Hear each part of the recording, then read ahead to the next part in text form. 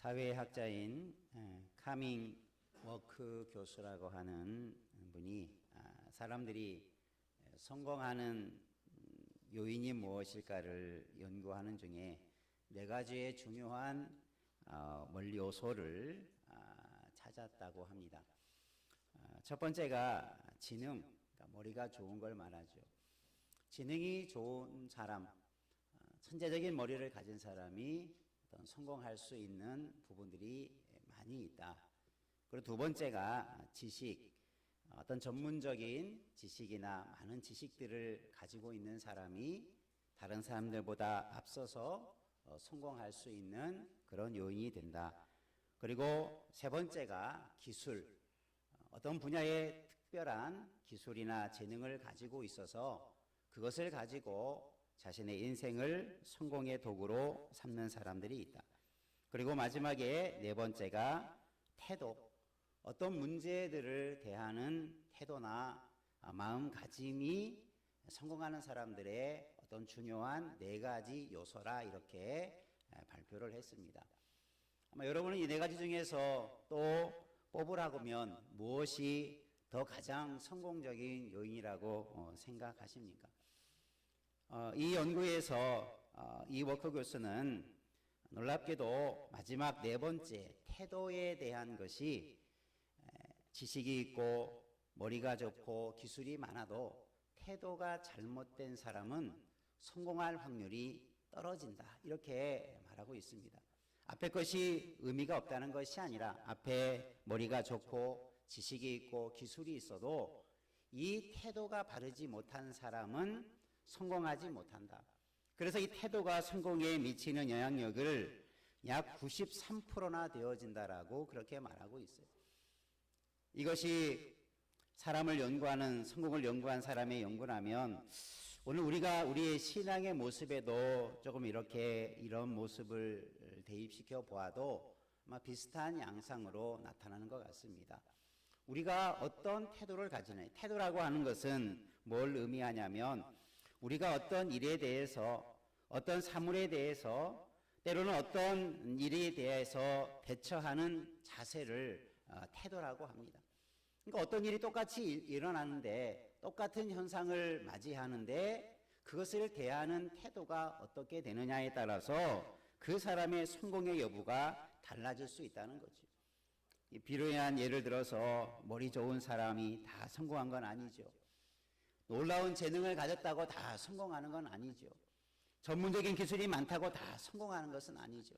그들 중에 어떤 사람들은 참 그 재능이 아까울 정도로 잘못된 것에 사용하기도 하고 그 좋은 머리를 좋은 곳에 사용하지 아니하고 악한 일에 사용하는 그것을 사용하는 태도가 잘못되어서 그 좋은 머리, 재능, 기술이 때로는 악한 도구로 사용되어지는 것을 보면 우리가 이 태도라고 하는 것이 얼마나 중요한가라고 하는 것을 우리가 다시 한번 깨달을 수 있을 것입니다.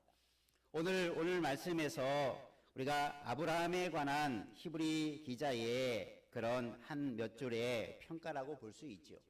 아브라함은 과연 어떤 신앙의 태도를 가졌을까? 믿음의 조상이라고 일컬어지고 또 아브라함의 많은 신앙의 모습이 후대의 많은 사람들에게 여러 가지 좋은 귀감을 줄 수 있다고 우리가 생각되어진다면 우리가 신앙이라고 하는 것을 성공과 실패로 이렇게 구분해 갈 수는 없지만 우리가 좋은 아브라함의 신앙의 모습은 가진 것을 우리가 알 때 과연 아브라함은 어떤 신앙의 태도들을 가지고 있었을까? 우리가 본받아야 할 그런 모습들을 오늘 말씀을 통하여서 함께 찾아보고 배워가는 은혜가 있기를 주님의 이름으로 축원합니다. 첫 번째 한번 따라합시다. 믿음의 태도를 가지라. 아브라함이 이 믿음으로 이렇게 시작하죠. 또 9절에도 믿음으로 이렇게 시작하고 히브리서 11장에 나타난 많은 믿음의 사람들의 이야기들이 다 믿음으로 그렇게 했다. 그러니까 믿음이라고 하는 것은 어떤 사물에 대한 신뢰, 받아들이는 것을 말하고 있는데 우리가 단순히 믿음이라고 하는 것을 어떤 하나의 어떤 대상을 받아들이는 것으로만 생각하지 말고 믿음이라고 하는 것을 우리의 신앙의 하나의 태도로 받아들여야 된다는 거죠. 그러면 믿음이 뭐냐? 믿음이라고 하는 말의 히브리어의 단어의 의미는 우리가 아멘 할 때라고 하는 그 아멘과도 같은 그런 의미를 가지고 있습니다. 히브리어에도 아만 혹은 아멘이라는 표현이 나와 있고, 헬라어에서 우리가 신약에서 아멘이라고 하는 말도 구약의 아멘이라고 하는 말을 그대로 음으로 차역한 것이 아멘입니다. 그러니까 우리가 이 아멘이라는 말은 우리가 잘 아는 것처럼 내가 그렇게 믿습니다. 내가 그렇게 동의합니다. 나도 그것에 찬성합니다. 나 그것을 받아들입니다라고 하는 다양한 의미들을 가지고 있죠. 그러니까 믿음이라고 하는 것의 태도가 어떤 것이라고 하는 것을 잘 보여주죠. 그리고 믿음에 주는 하나님이죠. 그러니까 하나님을 향한 우리가 전폭적으로 신뢰하고 하나님에 대해서 인정하고 받아들이는 모든 태도가 믿음의 태도라고 하는 거죠. 믿음의 사람들이 당연히 믿음의 태도를 가지고 있어야 함에도 불구하고 그러지 못한 성경에 많은 믿음의 사람들의 모습이 종종 드러나죠. 실수하고 넘어지고 때로는 잘못 판단하고 잘못 결정하는 일들이 얼마나 성경에도 많은 믿음의 사람들의 모습 중에 넘어지는 사람들의 모습을 보면 한마디로 어떻게 평가할 수 있어요? 믿음의 태도들을 가지고 있지 못하였기 때문에 그런 선택을 하는 거죠. 오늘 아브라함의 많은 역사들을 성경은 이 히브리서 기자는 말하기를 믿음으로 아브라함은 부르심을 받았을 때부터 순종하며 나아갔다. 그러니까 믿음으로 믿음의 태도를 가지고 처음부터 나아갔다는 거죠.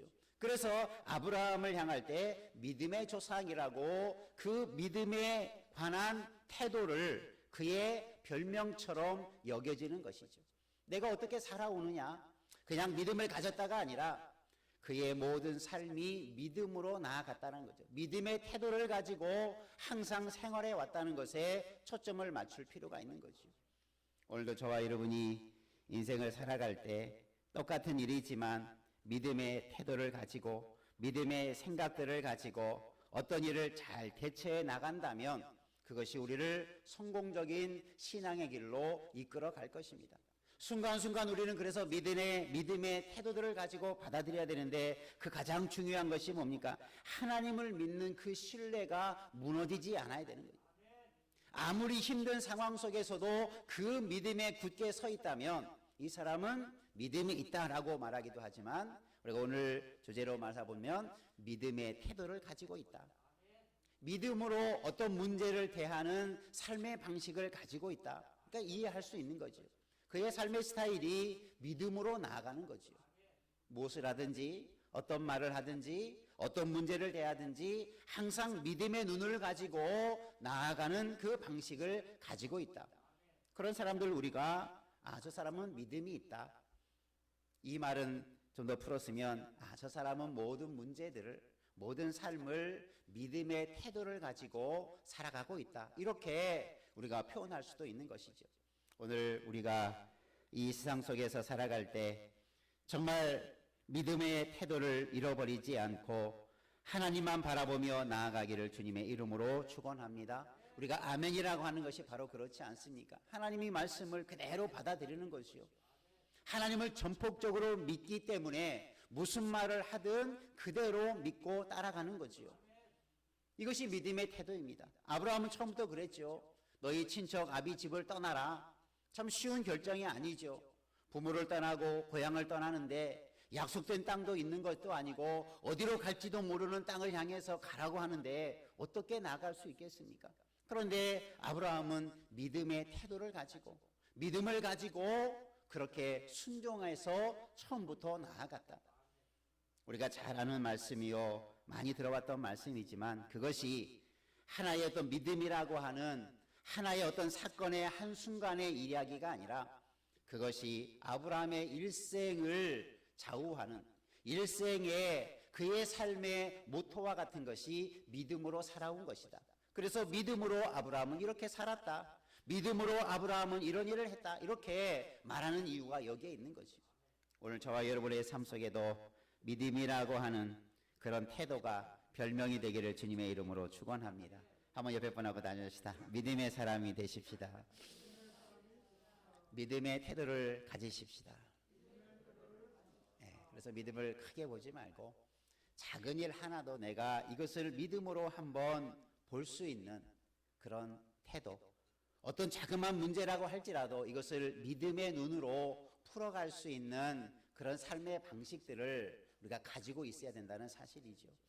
그게 실제적으로 쉽지 않습니다. 여러분도 한번 여러분의 삶을 한번 돌아보십시오. 크고 작은 많은 일을 만날 때 과연 내가 믿음의 태도를 가지고 항상 그런 문제를 보고 문제를 해결하고 어떤 일을 결정하는지, 아니면 세상적인 방식을 가지고 접근하고 있지는 않은지.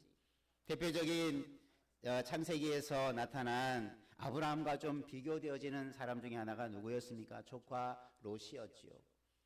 롯은 하나님에 대한 신뢰를 가지고 아브라함이 그 고향을 떠날 때 함께 떠났던 사람이에요. 함께 약속을 하기 위해서 나갔던 사람인데, 롯은 그가 창세기 26장에 보니까 아브라함과 롯과 어떤 다툼이 생기죠. 실제적인 다툼이 아니라 종들과의 다툼이 생길 때 이제 둘이서 더 이상 같이 할 수 없어서 이제 나누어져야 되는 그 순간에 롯의 태도를 보면 어떻습니까? 롯은 무엇을 보고 어떤 일을 결정합니까? 믿음의 눈을 보고 결정하는 게 아니라 땅을 보고, 그 비옥한 요단 들녘을 보고, 그 땅이 얼마나 아름다웠는지, 그 땅이 여호와의 동산 같고 애굽의 땅과 같이 아름답고 비옥하고 풍요한 땅이었는데, 그것을 믿음의 눈으로 보지 아니하고 믿음으로 그것들을 자세를 가지고 나아가지 아니하니까 그 눈에 보이는 것을 따르니 그 땅이 무슨 땅이 됩니까? 멸망의 땅이 되고 말았죠. 여러분, 우리가 믿음이라고 하는 것이 그런 순간순간에, 결정의 순간에 내가 믿음의 태도를 가지고 있는 사람은 아브라함이 그렇게 했지 않습니까? 롯에게 먼저 내가 택해라. 내가 서하면 내가 북하고 내가 남하면 북하겠다. 서로 이렇게 해서 네가 무엇을 하든지 네가 먼저 선택권을 주는데, 아브라함은 뭘 붙잡습니까? 눈에 보인 것을 붙잡지 않고 하나님이 나에게 약속의 땅을 주신다고 했는데 그 약속을 붙들고 나아가는 그 믿음을 가지고 가니 결국은 하나님께서 아브라함에게 그 복된 땅을 약속하시고 그 땅을 차지하게 되어지는 영광을 얻게 되는 것 아니겠습니까? 오늘 우리에게 주어지는 수많은 일들 앞에 정말 우리는 작은 일 하나로부터 믿음으로 생각하고 믿음의 태도를 가지고 주를 의지하며 나아가는 그런 믿음의 사람 되기를 주님의 이름으로 축원합니다. 그래서 나의 삶의 스타일이 믿음으로 풀어가는 사람이다. 한번 우리는 믿음이라고 하는 것, 하나님을 신뢰한다고 하는 것, 하나님은 전폭적으로 무엇을 하든지 내가 그분을 따르겠다고 하는 것, 우리가 그 믿음의 중심만 가지고 나아가면 이것은 결코 어려운 일이 아닐 것입니다. 그것이 내 목숨을 걸고 온갖 힘들고 어려운 역경들을 이겨낼 수 있는 그런 능력 있는 어떤 어려운 일들만이 아니라 아주 작은 사소한 일들로부터 우리는 이런 일들을 감당해 나갈 수 있다는 사실이죠. 우리가 믿음의 태도는 하나님만 바라보는 태도입니다. 하나님만 철저하게 의지하는 태도입니다. 하나님만 철저하게 믿고 나아가는 것입니다. 그러니까 아브라함은 처음부터 하나님만 바라고 가라고 하는 곳에 가고 멈추라는 곳에 멈추고 또 도망가라고 하면 도망가고 머물러 있으라면 머물러 있으라고 계속 그렇게 하죠. 물론 아브라함도 실수를 할 때가 있죠.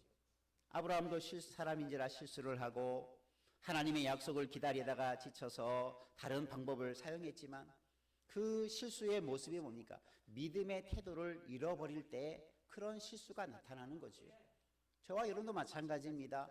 우리가 때로는 내가 믿음으로 산다 하지만 어떤 순간에는 잠시 그런 잘못된 생각, 잘못된 방법, 잘못된 판단이 앞설 때가 있어요. 아브라함도 그러했지 않습니까?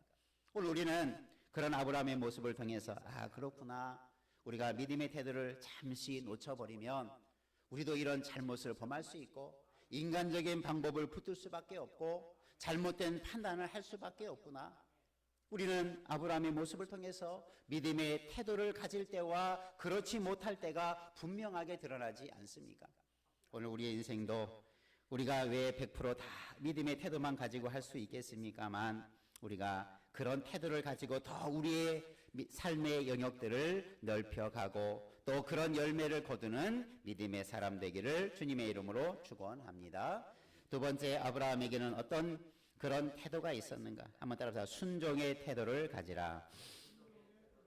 예, 아브라함은 고향과 부모와 친척 아비집을 떠나는 말씀에 순종했지요. 장래 유업으로 받을 땅에, 장래라는 것은 미래죠. 지금 당장에 주어지는 땅이 아니고 앞으로 주어질 땅에, 또 그 땅이 어딘지도 모르고 나아가는 것을, 가라고 하는 곳을 향하여서 나아갔다. 그러니까 순종했다라는 거죠. 순종이라는 말은 히브리어 말씀에 보면 샤마라는 말로 그 어근이 되어 있는데 이건 쉐마의 어근과도 비슷합니다. 그러니까 샤마가 뭐냐? 이 순종이라는 말에 가장 가까운 뜻이 뭐냐면 어떤 말을 잘 듣는다라는 말이죠. 우리가 아이들이나 학생들이 선생님이 어떤 말에 잘 따르면 야, 말 잘 듣는 학생 뭐 이렇게 표현하죠. 야, 말 좀 잘 들어라 이런 표현을 하죠. 그게 뭡니까? 야, 순종하라는 말. 말을 잘 들어라 이 말이 순종입니다. 그러니까 이 아브라함은 하나님의 말을 잘 들었어요. 듣는다는 것이 뭔지 알겠죠. 그냥 귀로 듣는다는 의미가 아니고 하나님이 말씀하신 것을 잘 받아서 그대로 행하는 것, 이것이 순종이라고 나타나는 거죠. 그러니까 이 아브라함은 어떤 태도를 가졌냐면 하나님의 말씀을 잘 듣는 태도를 가진 거예요. 하나님의 말씀을 그대로 잘 받아들이고 그래서 그대로 행하는 그런 삶의 태도를 가지고 있었다. 이것이 순종인 거죠. 여러분, 아브라함의 순종의 극치가 어디입니까? 아들을 제물로 바치라는 데까지 그 말을 들은 거예요. 여러분도 상상할 수 없는 일이죠. 차라리 내가 죽으면 죽었지 어떻게 내가 아들을 죽입니까? 아마 이렇게 항변할 수도 있을 것입니다. 아마 많은 사람들 같으면 어떻게 내 이 피부치를 내 손으로 죽입니까? 차라리 나를 죽여주십시오. 이렇게 말하는 사람이 많이 있을 것입니다. 그만큼 사랑하는 아들이요, 약속의 아들이요, 하나님께서 오랜 기다림 끝에 준 그 약속의 아들인데 어떻게 그 아들을 내가 죽입니까? 여러분, 인간적인 생각은 그러할 수 있죠. 하나님이 뭐라고 말씀하시든지 하나님 앞에 항변할 수 있는 그런 여건인데 아브라함은 어떻게 했어요? 그냥 그대로 그 말을 따라가죠. 저 아모리산에 가서 아들을 죽일 계획을 가지고 아들에게는 그 계획조차 말하지 않고 그저 아들을 끌고 죽이러 가는 거예요. 여러분, 이것이 하나님의 말씀을 듣는 순종입니다. 거기에는 어려움이 있을 수 있고 거기에는 정말 힘든 고난이 도사릴 수 있고 사람으로서 할 수 없는 역경들이 있을 수 있습니다. 아브라함은 순종의 태도를 가졌기 때문에 그가 뭐라고 하든지 따라가는 거예요. 그 힘든 길을 마다하지 아니하고 내딛는 거예요. 이것이 순종의 태도입니다. 좋은 것은 받아들이고 힘든 것은 그냥 나몰라 하고 그런 태도가 아니라 어떤 말씀이든지 그 말씀 그대로 내가 들은 그대로 따라가는 것, 이것이 순종의 태도인 줄로 믿습니다. 그래서 우리도 그런 태도를 가져야 돼요. 창세기 26장에 보면 이삭이 흉년이 들어서 블레셋 왕에게 가는 중에 하나님께서 야, 너희는 애굽으로 내려가지 말고 내가 지시하는 땅에 그냥 거하고 있어라. 흉년 때문에 내가 그곳을 피난하지 말고 지금은 힘들고 흉년이 들어서 어렵지만 내가 말하는 땅에 그냥 거주하고 있어라. 이렇게 하나님께서 말씀하시면서 어떤 말씀을 덧붙여 주냐면 아브라함에게 맹세한 이 모든 땅을 내가 너에게 주겠다. 이런 말씀을 주십니다. 그러면서 뭐라고 말씀하냐면 아브라함이 복이 뭐냐? 아브라함에게 주셨던 약속이 뭐냐를 말씀하면서 이렇게 말씀합니다. 한번 따라합시다. 아브라함이 내 말을 듣고 순종하고 내 명령과 내 계명과 내 율례와 내 법도를 지켰습니다. 하나님께서 그의 아들 아브라함의 아들 이삭에게 말씀하시기를 아브라함의 복을 내가 받을 것이고 아브라함에게 약속한 땅을 내가 너에게 줄 것이다. 그런데 이 약속과 이 복은 아브라함에게 처음 준 것인데 아브라함이 왜 이런 복을 받았느냐? 너의 아버지가 왜 이런 복을 받았느냐? 한마디로 뭐 했기 때문에요? 순종했기 때문이다. 내 모든 말씀과 계명과 율례와 법들을 다 지켰기 때문에 이런 복을 받은 자가 되었다. 그리고 너에게도, 이 이삭에게도 그 땅을 차지할 수 있는 복을 동일하게 너에게도 주겠다. 그러니 어떻게 하라는 겁니까? 내가 애굽에 내려가지 말라고 한 그 말을 어떻게 하라는 거예요? 듣고 순종하라. 그러면 동일하게 너에게도 복이 될 것이다. 이것이 순종의 태도를 가르쳐 주시는 하나님의 말씀이고, 아브라함을 통해서 하나님은 이삭에게 너의 아버지 아브라함의 순종의 태도를 너도 본받으라, 그렇게 살아가라라고 권면해 주고 가르쳐 주는 내용이기도 한 것이죠. 여러분, 오늘 저와 여러분도 누가 성공하기를 원하지 않는 사람이 있겠으며 복받지 않기를 원하는 사람이 있겠습니까? 여러분, 다 같은 삶에서도 어렵지만 힘들지만 여러분 끝까지 순종하는 자 되기를 축원합니다. 또 순종의 극치가 신약에서는 누구의 모습입니까? 예수님의 모습에서도 잘 드러나죠. 예수님은 어디까지 순종하셨어요? 빌립보서에 보면 죽기까지 복종하셨어요. 예수님께서도 어디까지 하나님의 뜻과 말씀을 들었느냐? 내가 죽어야 된다. 그 죽음도 모진 십자가의 그 부끄러운 십자가를 지고 죽는 것이 나의 뜻이다. 그래서 예수님은 하나님의 말씀과 그 뜻을 듣고 그 뜻대로 끝까지 행하게 되는 거죠. 이것이 예수님의 삶의, 십자가의 삶의 길이었습니다. 오늘 저와 여러분들도 아브라함의 순종을, 예수님의 순종을 본받기를 주의 이름으로 축원합니다. 예수님이 십자가만 순종했겠습니까? 거기까지 순종하기를 원한다면 모든 삶의 순종이 되지 않고서는 그런 극단적인 가장 극치의 순종을 어떻게 할 수 있겠습니까? 조그만 것 하나 순종하지 못한 사람이 어떻게 더 큰 순종을 할 수 있겠습니까? 여러분의 우리의 순종을 점검해 보시기를 바랍니다. 작은 것 하나 나는 하나님의 말씀 그대로 따라가고 있는가? 말씀대로 나는 잘 듣고 그대로 행하고 있는가? 여러분, 이런 순종의 훈련을 잘 감당함으로 우리의 삶이 순종이라고 하는 아름다운 신앙의 태도를 가질 수 있는 복의 사람이 되기를 주의 이름으로 축원합니다. 그것이 우리들이 훈련하고 가져야 되고 또 힘써야 될 신앙인의 모습이겠죠. 그럴 때 우리의 신앙이 아름다운 모습으로 나아갈 수 있겠죠. 또 세 번째 한번 따라 하십시다. 약속을 유업으로 삼는 태도를 가지라. 하나님께서 아브라함에게 주신 이 축복의 땅, 오늘 말씀해 보면 아브라함이 거하게 되어지는 또 약속을 주었던 땅은 가나안 땅이었죠. 그런데 이 가나안 땅에 언제 들어갔습니까? 가나안 땅을 하나님께서 창세기에 보면 아브라함이 그의 고향을 떠나고 얼마 되지 않아서 그가 도착한 땅이 어디였냐면 가나안 땅이었어요. 근데 그 땅에는 누가 거하고 있습니까? 가나안 주민들이 거하고 있었죠. 그 땅을 밟을 때, 그 땅에 거주할 때에 아브라함의 신분은 그 땅의 주인으로서가 아니라 그 땅의 이방인과 같이 그 땅을 거쳐가는 사람과 같은 그런 위치에서 그 가나안 땅을 밟게 되었는데 하나님께서 이 땅을 내게로 주겠다라는 약속을 주시죠. 그러니까 이제는 처음에는 어느 땅이 하나님이 내게 인도할 땅이고 축복의 땅인지를 몰랐는데 얼마 안 되어서 그 땅에 도착해 보니 그저 가나안 땅이 얼마나 아름다운 땅입니까? 그런데 그 땅은 자기 땅이 아니에요. 그런데 내가 보는 이 땅을 내게 주겠다라는 거죠. 그것이 하나님께서 계획하신 약속이었습니다. 그런데 그 약속이 역사적으로 보면 언제 그 모든 땅을 차지하게 됩니까?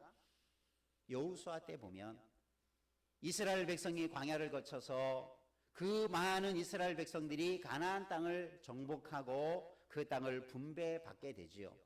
그래서 물론 100% 모든 땅을 다 차지하는 못했지만 여호수아 때에 비로소 이 아브라함에게 주었던 가나안 땅에 대한 정복이 이루어지고 그 아브라함의 후손들이 그 땅을 차지하는 그런 역사적인 순간이 다가오게 되죠.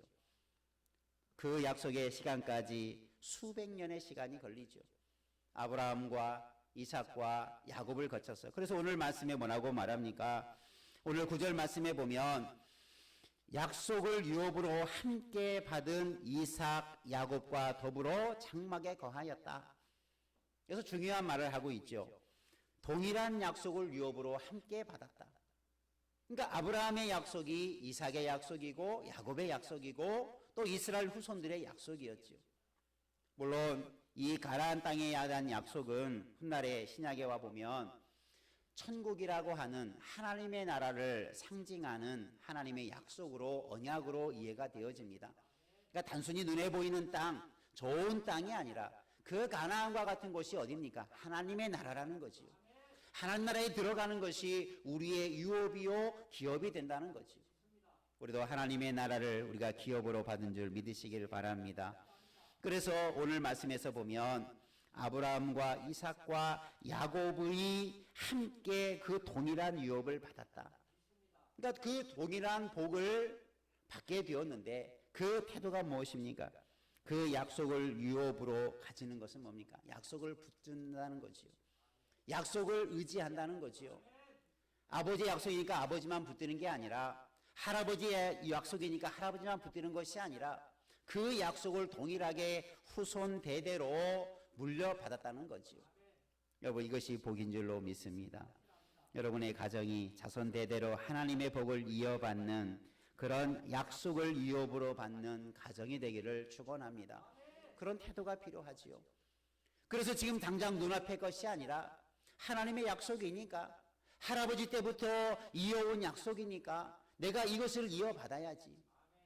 종종 TV에 보니까 장인들이라고 그러죠. 대대로 어떤 기술이나 어떤 것을 이어가는 그런 명맥을 이어가는 그런 것을 보니까 참 힘들어도 자손 대대로 그것을 이어가는 것이 얼마나 힘든가를 알죠.